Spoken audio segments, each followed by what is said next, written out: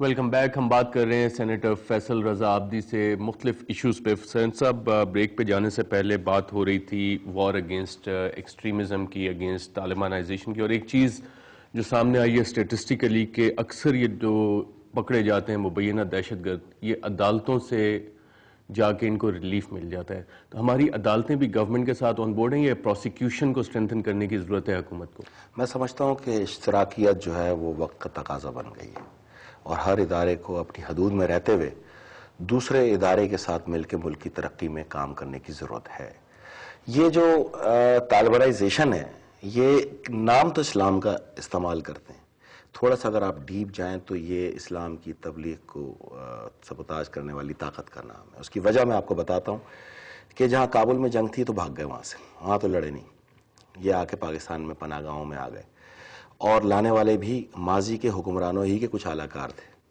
تو جب یہ گلا قلم کرتے ہیں، اور اس کے اندر اگر وہ کبھی آپ مووی دیکھیں جو ہمیں دکھائی گئی، میں زیادہ ڈسکلوز نہیں کرنا چاہتا کیونکہ وہ ایک کانفیڈینشیل چیز ہے، لیکن جب ڈیزل ڈالتے ہیں اور وہ نعرہ تکبیر بلند کرتے ہیں اور وہ لاشیں تھرک تھرک کے ڈانس دیکھتے ہیں اور اس پہ خوشی کا اظہار کر کے ہوائی فائرنگ کرتے ہیں، اور یہی موویز بجائے پاکستان میں دکھانے کے ایکسپورٹ ہوتی ہیں، یورپ جاتی ہیں، اور یورپ میں اسکول اور کالجز کے اندر وہ موویز دکھائی جاتی ہیں، تو وہاں کے بچوں کو نعرہ تکبیر سے نفرت ہوتی ہے. وہ ڈرتے ہیں. آپ چلیں یورپ اور آپ کہیں پہ بھی کھڑے ہو کے ایک نعرہ تکبیر بلند کریں، سب بھاگ جائیں گے. تو اسلام کا نقصان تھا. ہاں، ان کو آزادی ملی ہے، خاص طور پہ لاہور ہائی کورٹ سے کافی دہشت گرد جو ہے وہ ریلیز ہو گئے. اب اس کے اندر انویسٹیگیشن کا بھی مسئلہ آتا ہے. پولیس بھی ڈرتی ہے، اور پولیس بھی اس میں پولیس کی کرپشن بھی سامنے آ جاتی ہے. اور کیا اس میں فلسفہ یہ بھی ایک وجہ ہو سکتی ہے کہ اوور دا ایئرز ہم نے ایک جہادی ideology as a state project promote کی ہے، اور ججز بھی ہماری سوسائٹی کے اندر سے ہی آتے ہیں، ان پہ کچھ اس طرح کی انفلوئنسز ہوں؟ بہت کچھ ممکن ہے، اور ابھی وہ حالت نہیں ہے کہ میں اس پہ تفصیل سے گفتگو کروں، لیکن کروں گا انشاءاللہ. یہ آپ سے میرا وعدہ ہے. میں یہ سمجھتا ہوں کہ یہ جتنے بھی درس دیے گئے، یہ دیکھیں، اسلام کبھی بندوق کی نوک پہ یا تلوار کی نوک پہ نہیں پھیلا. کردار سرکار دو عالم صلی اللہ علیہ وسلم کے بالکل فرمان پہ اور وہ طور طریقوں کو لوگوں نے پسند کیا، صادق و امین قرار دیا دعوت اسلام سے قبل. تو وہ حسن اخلاق، وہ ذوق، وہ گفتگو، وہ کام آنا، وہ اسلام کو بڑھانے کا سبب بنے. یہ جو چاہتے ہیں کہ کوئی تلوار کی نوک کے اوپر کسی کی سوچ کو رائج کر دیا جائے، مسلط کر دیا جائے، یہ پاکستان میں ناممکن ہے، ہو نہیں سکتا. اور پھر سب سے بڑی بات میں آپ کو بتاؤں، اس پہ بھی ہم آتے ہیں، کسی اور پروگرام میں بات کریں گے اس پہ ڈیٹیل میں.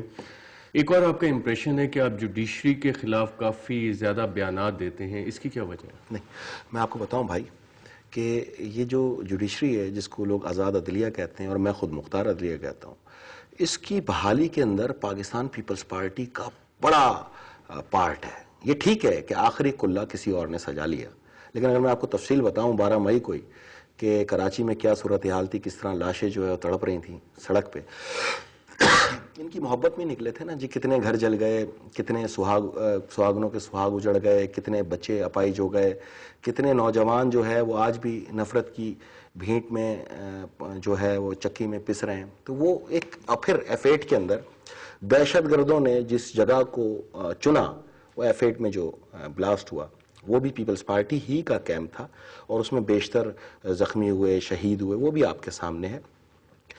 میں نے یہ کبھی نہیں کہا کہ مجھے کوئی خار ہے یا آر ہے. میں تو صرف ایک بات کہتا ہوں کہ آپ انصاف کریں تو سب کا کریں، تاکہ مملکت کے اندر وہ چیز ہی ختم ہو جائے جس سے فتنہ ابھرے، اور آپ کا جو ایک قد تھا وہ ماضی کے مقابلے میں اور بلند ہو، نہ کہ اس پہ کوئی. آپ کے خیال میں قد کچھ ان کا کم ہوا ہے؟ کیونکہ اکثر آپ کے بیانات آتے ہیں کہ عدلیہ یا مسلم لیگ نواز کا زیادہ تر جھکاؤ عدلیہ کی طرف ہے، اور اس کی کوئی خاص وجوہات؟ اس کی سب سے بڑی وجہ جو ہے وہ خواجہ شریف صاحب ہے، جو chief justice Lahore high court ہے.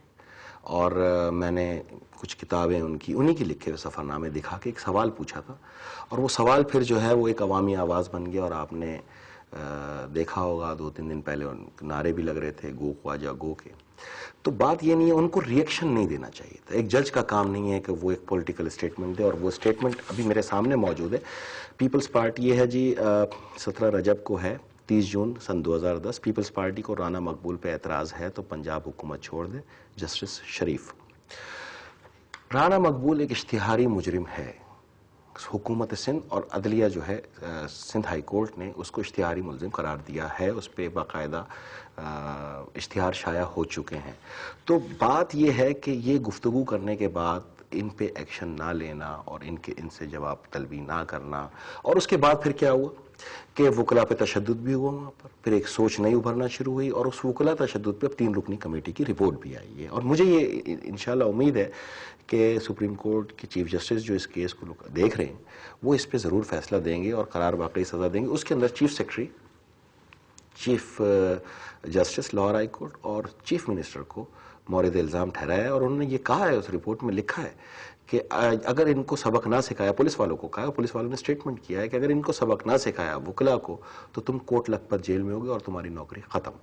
تو اگر اس طرح کے سٹیٹمنٹ آئیں گے تو یہ چیز تنازع کھڑا کرے گی، متنازع بنائے گی. ہم یہ چاہتے ہیں کہ آپ کسی چیز کو متنازع نہ کریں. یہ جو آزاد عدلیہ کا ایک تصور ہے یہ ماضی میں بھی نہیں تھا، آنے والے وقت میں بھی نہیں ہوگا. اللہ نے یہ موقع دیا ہے تو ہم اپنے کردار سے جس کو جو موقع دیا، اگر میں سینیٹر ہوں جی میں اپنے کردار سے اس چیز کو وضع کروں، اگر صدر مملکت کو اللہ نے موقع دیا ہے وہ اپنے کردار سے وضع کرے، وزیر اعظم اپنے کردار سے وضع کریں. اسی طرح جو قاضی کا ایک معیار ہے اسلام کے اندر،